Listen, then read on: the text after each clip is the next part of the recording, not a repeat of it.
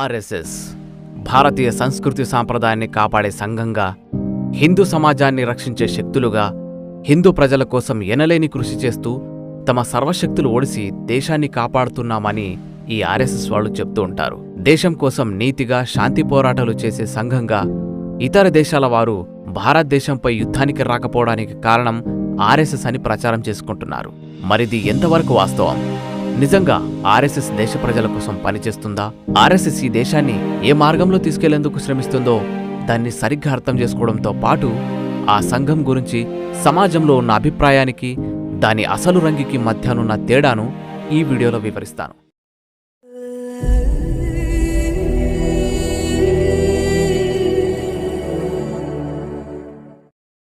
ఆర్ఎస్ఎస్ను స్థాపించింది హెడ్గేవర్. ఆర్ఎస్ఎస్ గురించి క్లుప్తంగా వివరించాలంటే హెడ్గేవర్ గురువుల గురించి చెప్పాలి. సావర్కర్ను స్వయంగా హెడ్గేవర్ తన గురువుగా, తత్వజ్ఞానిగా, మార్గదర్శిగా అభివర్ణించి కీర్తించాడు. అందువల్ల గోల్వార్కర్, సావర్కర్ల రచనల నుండి ఎంపిక చేసిన భాగాలను ఇక్కడ రుజువులుగా చూపిస్తున్నాం. గోల్వార్కర్ దృష్టిలో దేవుడు అంటే హిందూ జాతి, హిందూ సమాజం. హిందూ జాతే విరాట పురుషుడు, ఆ విరాట పురుషుడే దేవుడు. సూర్యచంద్రులే ఆ దేవుని కళ్ళు. అతని నాభి నుండి ఆకాశము, నక్షత్రాలు అవతరించాయి. అతని శిరస్సు బ్రాహ్మణులు, బాహువులు రాజులు, తొడలు వైశ్యులు, పాదాలు శూద్రులు. ఈ చాతుర్వర్ణ వ్యవస్థను కలిగిన వారే హిందువులు. అటువంటి సమాజమే విరాట పురుషుడు, మన దేవుడు. అలాగే అంబేద్కర్ గారి నేతృత్వంలో రూపొందించిన భారత రాజ్యాంగం గురించి గోల్వాల్కర్ ఇలా అన్నాడు: పాశ్చాత్య దేశాల నుండి కొన్ని అధికరణాలను తీసుకుని ఏ సమన్వయము లేకుండా ఎలా పడితే అలా కుట్టిన అతుకుల బొంత లాంటిది మన రాజ్యాంగం. ఐక్యరాజ్య సమితి చార్టర్ నుండి, నానాజాతి సమితి నుండి కొన్ని బలహీన విధానాలను, అమెరికా, బ్రిటన్ రాజ్యాంగాల నుండి కొన్ని పీలికలను తీసుకుని అతుకులు వేశారు. దేనికంటే మనువు రాసిన మనుస్మృతి మానవ జాతిలోనే సర్వప్రథమ, సర్వశ్రేష్టం, అత్యంత వివేకవంతమైన శాసనమని గోల్వాల్కర్ అన్నాడు. అలాగే సావర్కర్ కూడా హిందూ దేశంలో వేదాల తర్వాత మనుస్మృతియే అత్యంత పూజనీయమైన మత గ్రంథం. ఆనాది కాలం నుండి మన సంస్కృతి సంప్రదాయాలకు, ఆచార వ్యవహారాలకు అదే నియమావళిగా ఉందని, ఈ గ్రంథం ఎన్నో శతాబ్దాల మన దేశపు ఆధ్యాత్మిక, దైవిక, నీతి నియమాలను క్రోడీకరించి ఒక మార్గదర్శకంగా రూపొందించబడిందని కోట్లాది హిందువులు ఇప్పటికీ తమ రోజువారీ నడవడికలో, ఆచార వ్యవహారాలలో అనుసరిస్తున్న నీతి నియమాలకు మనుస్మృతియే ఆధారం. నేడు మనుస్మృతియే హిందూ చట్టం అని సావర్కర్ అన్నాడు. ఆర్ఎస్ఎస్ అధికార పత్రిక ఆర్గనైజర్లో కూడా రాజ్యాంగాన్ని వ్యతిరేకిస్తూ ఇలా రాశారు: నూతన రాజ్యాంగంలో భారతీయ ఆలోచనలేవీ లేవు. ప్రాచీన భారత మనుస్మృతి తాలూకు చట్టాలు, సంస్థలు, పరిభాషలు రవ్వంతైనా ఈ నూతన భారత రాజ్యాంగంలో కనబడవు. అదే మనుస్మృతిలో ఉన్న చట్టాలైతే ఈనాటికి ప్రపంచం నుండి ప్రశంసలు అందుకుంటూనే ఉన్నాయి. హిందువులు స్వచ్ఛందంగా వాటికి విధేయులుగా ఉంటున్నారు, అనుసరిస్తున్నారు. కానీ మన నూతన రాజ్యాంగ పండితులకు ఇదంతా అక్కర్లేదు అని ప్రచారం చేశారు. ఈ ఆర్ఎస్ఎస్ సిద్ధాంతం ప్రకారం దేశం రాష్ట్రాల వారీగా విడిగా ఉండడం ఇష్టం లేదు. అందుకే రాష్ట్రాల యూనియన్కి సంబంధించిన ఆలోచనలన్నిటినీ లోతుగా పాతిపెట్టాలని, భారత్ అనే దేశంలో స్వయం ప్రతిపత్తి లేదా అర్ధ స్వయం ప్రతిపత్తి గల రాష్ట్రాల అస్తిత్వాన్ని లేకుండా చేయాలి అని, కేంద్రీకృత రాజ్య వ్యవస్థను స్థాపించేలా రాజ్యాంగాన్ని పునర్లిఖించాలనేదే వారి లక్ష్యం. ఆర్ఎస్ఎస్ సంతానాల్లో ఒకటైన బీజేపీ అటు కేంద్రంలోనూ, ఇటు కొన్ని రాష్ట్రాలలోనూ అధికారపు చుక్కాని పట్టింది. కర్ణాటకలో కూడా ఎలాగో అలాగా మొత్తానికి అధికారం చేపట్టింది. అక్కడి నుండి ఆర్ఎస్ఎస్, బీజేపీ, సంఘ్ పరివారపు వంచనా పర్వం దేశం నలుమూలలా వ్యాపించింది. పాకిస్తాన్ను శాశ్వత శత్రుదేశంగా చిత్రిస్తూ, మన దేశంలో ఏ చిన్న గొడవలైనా దానికంతా పాకిస్తానే కారణమని ప్రచారం చేస్తూ, ప్రజలని ఒకరికి వ్యతిరేకంగా మరొకరిని రెచ్చగొడుతూ, సమాజంలో భయపూరిత వాతావరణాన్ని సృష్టిస్తూ, కొన్నిసార్లు తామే తొలుత ఘర్షణలకు దిగి ఆ నేరాన్ని ముస్లింలపై ఆరోపిస్తూ, మొత్తానికి అనుమానం, ద్వేషాలతో నిండిన ఒక గందరగోళ వాతావరణంలో బీజేపీ అధికారంలోకి రాగలిగింది. నేడు బీజేపీ ఎమ్మెల్యేలు, ఎంపీలు, మంత్రులు, చిన్న చితక నాయకులు సైతం ఆర్ఎస్ఎస్ కృపాకటాక్షం కోసం ఒకరికి మించి ఒకరు పోటీ పడటానికి కారణం ఇదే. బీజేపీ పగ్గాలో ఆర్ఎస్ఎస్ చేతిలో ఉన్నందువల్లే కదా వారు ఆ సంఘ నాయకుల్ని మెప్పించడానికి ఎన్ని పాట్లు పడేది. రాజ్యాంగేతర సంఘం నియంత్రించే పార్టీ రాజకీయాలలో మరొక ముఖ్యమైన అంశంగా మారడాన్ని మనం గమనించాలి. ఉదాహరణకు బీజేపీకి మెజారిటీ తెచ్చిపెట్టిన ప్రధాని అయిన మోదీని వారు చాలా శక్తివంతుడైన నాయకుడిగా చూపించే ప్రయత్నం చేస్తారు. నిజానికి ఈయన ఒక తోలుబొమ్మ మాత్రమే. అసలు ఆట ఆడించే ఆర్ఎస్ఎస్ నాయకుడు నాగపూర్ గుడిలో సుఖంగా కూర్చుంటే, తోలుబొమ్మేమో దేశమంతటా విస్తృతంగా తిరుగుతూ ఉంటుంది. జేజేల నినాదాలతో ఎక్కడా లేని బలం పుంజుకుంటూ ఉంటుంది. ఈ తోలుబొమ్మకి కావలసిన సామర్థ్యం ఏంటంటే మాటలతో ప్రజలను ఆకట్టుకునే కళ, పరిపాలనలో సమస్యలు ఎదురైనప్పుడు పరిస్థితిని ఎమోషనల్ గా మార్చి గొడవలు రేకెత్తించి పక్కదారి పట్టించే తెలివితేటలు, ప్రజలను బురిడి కొట్టించే విద్య, వాటికంటే ముఖ్యమైనది గర్భగుడిలోని దేవుని పట్ల పరమ విధేయత. ఇదే వారికి కావాల్సింది. ఇవాళ జరుగుతున్నది ఇదే కదా. ఇలాంటి పార్టీలలో ప్రజాస్వామ్యానికి సంభవించదగ్గ మరొక పెద్ద కీడు ఏమిటంటే రాజ్యాంగేతర సంఘం నియంత్రించే పార్టీలలో నాయకత్వం ఎంపిక. ప్రతిదీ అచ్చం తోలుబొమ్మల ఆటల్లో జరిగినట్లుగానే జరుగుతోంది. ప్రస్తుతం ఆడుతున్న తోలుబొమ్మ కంటే మంచి రంగున్న లేదా తాన అంటే తందాన అనగల ప్రస్తుతం ఉన్న బొమ్మ కంటే ప్రజలను మరింత పిచ్చివాళ్లను చేయగల మరొక కొత్త తోలుబొమ్మ దొరికితే చాలు.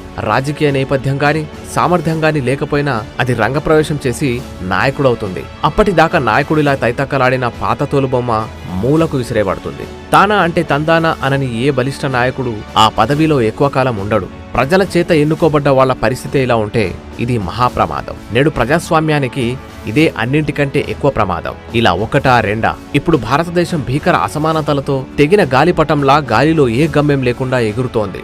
ఆస్తులున్న వారికే ప్రభుత్వపు అన్ని రాయితీలు, తగ్గింపు పన్నులు, వారు చెల్లించని వేల కోట్ల అప్పులను మాఫీ చేయడం, కొత్త రుణాలు తీసుకోవడానికి అవకాశం కల్పించడం, ఇలాంటి వాటికి ప్రభుత్వం ఉందేమో అనిపిస్తుంది. పేదల సంఖ్య రెట్టింపు అవుతోంది. అసలు ఈ ప్రభుత్వం ఉన్నది ఎవరి కోసం అని యావత్ భారతదేశ ప్రజలు నెత్తిమీద చేతులు పెట్టి ఆలోచించుకోవాల్సిన పరిస్థితి వచ్చింది. ఏది ఏమైనా ప్రజలు సమస్యలతో అల్లాడిపోతున్నా, దేశం మట్టికొట్టుకుపోతున్నా దేశభక్తిని చూపిస్తూ రాజ్యాంగేతర సంఘం నియంత్రణలోని ఈ బీజేపీ పార్టీ చాతుర్వర్ణ వ్యవస్థ బలోపేతానికి, మనుధర్మశాస్త్ర సూత్రాలను చట్టాలలోకి జొప్పించడానికి, భారత రాజ్యాంగాన్ని పాతాళానికి తొక్కడానికి, ఇస్లాం క్రైస్తవాలపై అసహనం వెళ్లగక్కడానికి, ఆర్యజాతి ఔన్నత్య సిద్ధాంతాన్ని ముందుకు తీసుకుపోవడానికి కొత్త చట్టాలను, ఉన్నవాటికి సవరణలను తీసుకొస్తూనే ఉంది. కొంచెం పరిశీలనగా చూస్తే చాలు, వారు చేసే అన్ని పనుల్లోనూ వారి ఈ ఎజెండాను సులభంగా పట్టుకోవచ్చు. విద్యారంగానికి వస్తే ఇక్కడ అదే కథ. ఆర్ఎస్ఎస్ ఎప్పుడూ ముందుగా చేయి వేసేది విద్యా చరిత్రల మీదే. ఈ రంగంలో వీరి ద్వేషభావాలకు ఒక ఉదాహరణ చెప్పుకోవాలంటే కర్ణాటకలో 6వ తరగతి పాఠంలో ఉన్న టిప్పు సుల్తాన్ బ్రిటిష్ వారికి వ్యతిరేకంగా అనేక యుద్ధాలు చేశాడు. ఫ్రెంచ్ వాళ్లతో పొత్తు పెట్టుకుని బ్రిటిష్ వారిని దేశం నుండి పారదోలడానికి ప్రయత్నించాడు. అనేక వాక్యాలను బీజేపీ ప్రభుత్వం ఇప్పుడు పాఠం నుంచి తొలగించింది. అలానే టిప్పు అమలు చేసిన కొన్ని పథకాల గురించి కూడా, పట్టుపురుగుల పెంపకం, భూ సంస్కరణలు, రైతులకు సులభ వాయిదాలపై రుణాలు ఇప్పించడం, టంకశాల నిర్మాణం మొదలైన వాటిని కూడా పాఠం నుంచి తొలగించారు. ఇంకోటి కూడా చేశారు. అదే 6వ తరగతి పాఠ్యపుస్తకంలో ఉన్న కొత్త మతాల ఆవిర్భావం అన్న పాఠంలో జైన, బౌద్ధ మతాలను పేర్కొన్నారని, అవి విడి మతాలన్న మాటను సహించలేక వాటిని హిందూ మతంలో అంతర్భాగమైన శాఖలుగా తిరగరాసి ఆ పాఠాన్ని 8వ తరగతి పుస్తకంలో చేర్చారు. చాతుర్వర్ణ సిద్ధాంతాన్ని నిరాకరించే దేశీయ మతాలకు ఉనికి సైతం లేకుండా చేయడానికి ఆర్ఎస్ఎస్ అహర్నిశలు శ్రమిస్తోంది. పాఠ్యపుస్తకాలను తిరగరాయడానికి ప్రయత్నించడం అనేది వారికి ఇది మొదటిసారేం కాదు. 1988లో బీజేపీ నేతృత్వంలో ఎన్డీఏ అధికారంలోకి వచ్చినప్పుడు కేంద్ర మానవ వనరుల అభివృద్ధి శాఖ మంత్రి doctor Murali Manohar Joshi school syllabus లో పౌరోహిత్యం మరియు కర్మకాండ అనే అంశాలను చేర్చారు. ఆయన హయాంలోనే వైజ్ఞానిక ఖగోళ శాస్త్రానికి బదులు జ్యోతిష శాస్త్రాన్ని నేర్పించడం ప్రారంభించారు. మగ సంతానాన్ని పొందడానికి పుత్రికామేష్టి యాగం ఎలా చేయాలనే పాఠాన్ని కూడా సిలబస్ లో చేర్చారు. అంటే పిల్లల మెదళ్లలో అంధవిశ్వాసాలను, మౌఢ్యాన్ని నింపుతున్నారు. ఆర్ఎస్ఎస్ కార్యకలాపాల్లో భాగస్వాములయ్యే వారికి వివేచన శక్తి అవసరం లేదన్న గోల్వాల్కర్ మాటల్ని గుర్తు తెచ్చుకుంటే అధికారం దొరకగానే విద్యారంగాన్ని కూడా వివేచన రహితం చేసి పిల్లల మేధోశక్తిని నాశనం చేయడానికి పూనుకున్నారన్నమాట. ఇటీవల సిబిఎస్ఈ కూడా తన 10వ తరగతి సిలబస్ నుండి అనేక పాఠ్యాంశాలను తీసేసింది. వాటిలో ప్రజాస్వామ్యం మరియు వైవిధ్యత, వ్యవసాయం మీద గ్లోబలైజేషన్ ప్రభావం, ప్రజా ఉద్యమాలు, మతతత్వం మొదలైనవి ఉన్నాయి. స్కూలు పాఠాల నుండి ఇలాంటివి తొలగించడానికి ఆర్ఎస్ఎస్ ఒక పిల్ల సంతానాన్ని సిద్ధం చేసి ఉంచింది. దాని నామధేయం శిక్షా సంస్కృతి ఉఠావ్ న్యాస్. ఇది ఎన్సీఈఆర్టీ మీద మరికొన్ని పాఠ్యాంశాలను కూడా తీసేయమని నిత్యం ఒత్తిడి పెడుతూనే ఉంది. 1984 నాటి సిక్కు ఘర్షణలపై మాజీ ప్రధాని మన్మోహన్ సింగ్ క్షమాపణ కోరి ఎంతో ఔదార్యం చూపారనే అర్థం వచ్చే వాక్యాన్ని, మరియు 2002 నాటి గుజరాత్ అల్లర్లలో దాదాపు 2000 మంది ముస్లింలు హత్య చేయబడ్డారనే వాక్యాన్ని పాఠ్యాంశాల నుండి తీసేయాలని ఒత్తిడి పెడుతూనే ఉంది. ఇలా ఉంటాయి వీరి మోసపు ఆలోచనలు. కళ్లకు కనబడేదాన్ని మటుమాయం చేసే వీళ్లు ఇక కళ్లకు కనబడని గతకాలాన్ని ఏమి చేస్తారో ఏం చెప్పగలం? ఇదిలా కొనసాగితే ఏదో ఒక రోజు మనం భారత స్వతంత్ర పోరాటాన్ని వ్యతిరేకించిన ఆర్ఎస్ఎస్ వ్యవస్థాపకుడు హెడ్గేవార్ గురించి, అలానే బ్రిటిష్ ప్రభుత్వానికి క్షమాపణ పత్రం రాసిచ్చి జైలు నుండి విడుదలై నేడు వీరుడుగా కీర్తింపబడుతున్న వీడి సావర్కర్ గురించి, భారతదేశానికి స్వతంత్రం తెచ్చిపెట్టిన సమరయోధులని పాఠ్యపుస్తకాలలో చదవాల్సిన పరిస్థితి వచ్చినా ఆశ్చర్యం లేదు. అంతెందుకు, గాంధీని చంపిన గాడ్సే గురించి, హిందూ ధర్మరక్షకుడు అనే పురాణ కథ కూడా పుట్టొచ్చు.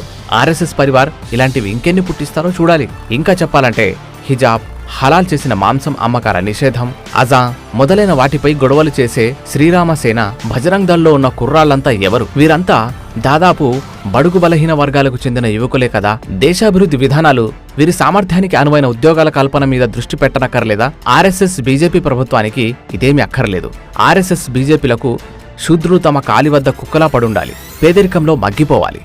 చాతువర్ణ పద్ధతిలో వారు ఎప్పటికీ సేవకులుగానే, వెట్టిచాకిరి కూలీలుగానే మిగిలాలి. దున్నేవాడికే భూమి అనే ఆశయంతో తీసుకువచ్చిన భూ సంస్కరణ చట్టాలను అటకెక్కించిన తర్వాత శూద్రులు మళ్లీ కూలీలుగా మారిపోయేందుకు దోహదం చేసినట్టవదా? ప్రభుత్వ శాఖల్లో ఉన్న ఉద్యోగాల ఖాళీలను భర్తీ చేయకుండా, బ్యాక్లాగ్ ఉద్యోగాలను నింపకుండా, వివిధ ప్రభుత్వ సేవలను రిజర్వేషన్లు లేని ప్రైవేటు రంగానికి బదిలీ చేసి రిజర్వేషన్ పొందే వర్గాలను నిరుద్యోగులుగా చేయడం అంటే వారిని మళ్లీ శూద్రులుగా మార్చడం కాదా? కార్మికుల హక్కులను హరించడంలోనూ కేంద్ర ప్రభుత్వం ఇదే వైఖరి అవలంబిస్తోంది. పరిశోధన సంస్థ అయిన centre for monitoring Indian economy CMEI వెల్లడించిన గణాంకాల ప్రకారం 2017-2022 మధ్య కేవలం 10 ఏళ్లలో 2 కోట్ల కన్నా ఎక్కువ మంది స్త్రీలు కార్మికుల జాబితా నుండి కనుమరుగయ్యారు. ఇది సహజమా, యాదృచ్ఛికమా, లేదా ఆడవాళ్లు ఇళ్లలోనే ఉండాలి అనే ఆర్ఎస్ఎస్ హిడెన్ ఎజెండా ప్రకారం జరిగిందా? ఇలాంటి ఎన్నో ప్రశ్నలు, అనుమానాలు కలుగుతాయి. వీటన్నిటి మధ్య విద్యను ప్రైవేటీకరణ చేస్తూ సార్వజనీన విద్యను భ్రష్టు పట్టిస్తున్నారు. దీని వలన ప్రభుత్వం అందించవలసిన నాణ్యమైన విద్య కనుమరుగవుతోంది. కులమతాల భేదాల తారతమ్య విద్య రాజ్యమేలుతోంది. ఇవన్నీ ఎక్కడకు దారితీస్తాయంటే, పూర్వం చాతుర్వర్ణ పద్ధతిలో శూద్రులకు విద్యను నిషిద్ధం చేశారే, ఖచ్చితంగా అక్కడికి దారితీస్తాయి. ఇలా ఇంకా ఎన్నో జరుగుతున్నాయి. తెలిసినవే ఇన్ని అయితే తెలియనివి ఇంకెన్నో అనుకునే పరిస్థితి ఏర్పడింది. ఎంత చోద్యం జరుగుతుందంటే, అసమానతలతో, తారతమ్యాలతో కూడిన సమాజాన్ని నిర్మిస్తోన్న ఆర్ఎస్ఎస్ దాని వందలాది పిల్ల సంతానాలు ఏ చీలికలు లేకుండా ఎంతో కలిసికట్టుగా పనిచేయడం చూస్తున్నారు కదా. దీని వెనుకున్న మర్మమేమిటో చూద్దాం. ఇందులో నిజానికి ఎలాంటి మర్మమూ లేదు. అక్కడ ఉన్నది 3 విషయాలు: చాతుర్వర్ణ హిందుత్వ సమాజం, మనుధర్మశాస్త్రం, ఆర్యజాతి ఔన్నత్య సిద్ధాంతం, భారత రాజ్యాంగ విధ్వంసం. ఇవే వీటినే ఆర్ఎస్ఎస్ ఊపిరిగా పీలుస్తోంది. దానికోసం ప్రజల వివేచన శక్తినే నాశనం చేస్తోంది. దీని గురించి ఆర్ఎస్ఎస్ గురువు గోల్వాల్కర్ చాలా స్పష్టంగా చెప్పాడు. ప్రశ్నకు, వివేచనకు తావులేని పార్టీ సమూహానికి ప్రజలు లోనయ్యే కొద్దీ తమ మంద పెరిగిపోతుందని అన్నాడు. ఇక్కడ దిగులు పడాల్సిన సంగతి ఏంటంటే, లేత వయసు పిల్లలను పట్టుకొచ్చి తమ సంఘంలో భాగం చేస్తున్నారు. వాళ్లు మనుషులను తయారు చేయడం లేదు, స్వయం సేవకులనే పేరు మీద అమానవీయ రోబోలను తయారు చేస్తున్నారు. ఆర్ఎస్ఎస్ నోటికి చిక్కే ఈ పిల్లలను కాపాడుకోవాల్సిన బాధ్యత ప్రతి భారతీయుడి మీద ఉంది. నేడు కుప్పిగంతలు వేస్తున్న మతోన్మాదం, హిందూ, ముస్లిం, క్రైస్తవం ఏదైనా కానీ ఇవన్నీ ఒకే తల్లి సంతానం. వీటి బహిర్గత రూపాలు వేరువేరుగా కనపడవచ్చు, కానీ వీటి అంతరంగం మాత్రం ఒకటే. ఎవరి మతోన్మాదమైనా హరించేది మానవతను మాత్రమే. గుప్పెడంత మతోన్మాదానికి భయపడిపోయి కేవలం ప్రేక్షకులుగా మిగిలిపోయిన బహుసంఖ్యాక ప్రజలు మేల్కొని ప్రతిఘటిస్తే కానీ మనమిప్పుడు బ్రతకలేం. లేకపోతే ఏ మతోన్మాదమైనా మొదట తన వాళ్ల కళ్లను పీకి అంధులను చేస్తుంది, తర్వాత మెదడును పీకి అవివేకులను చేస్తుంది, తర్వాత హృదయాలను పీకి క్రూరులుగా మారుస్తుంది, తర్వాత నరబలిని కోరుకుంటుంది. ఇప్పుడు ఇది మితిమిరిపోతోంది. అతి త్వరగా మన పిల్లల కళ్ళు, గుండె, మెదళ్లను ఈ మతోన్మాదపు నోటికి చిక్కకుండా కాపాడాల్సి ఉంది. ఇప్పుడు ఏం చేయాలి, ఎలా చేయాలి? ఎవరి దగ్గరైనా దీనికి స్పష్టమైన జవాబులున్నాయా? ఊర్లో దొంగలు పడ్డారు, ఏం చేయాలి? మనల్ని మనం ఎలా రక్షించుకోవాలి? అన్నిటికన్నా ముందు జరిగేదేమిటంటే, ఊరంతా అప్రమత్తమవుతుంది.